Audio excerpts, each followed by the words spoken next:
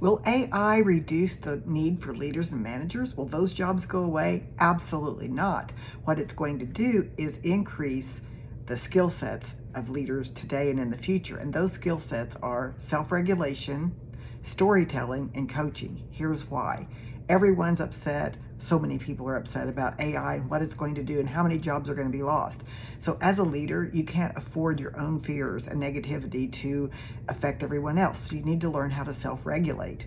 Number two, you need to learn how to create a new story about AI and the effects that AI is going to have in the workplace. In other words, set a new vision. And number three, you're going to need to learn to coach others when they are in their negative funk about AI. You're going to need to coach others, and you cannot coach a person who is unregulated. Therefore, these three skills are going to be very important for leaders moving into the future. Number one, self-regulation. Number two, storytelling. And number three, coaching.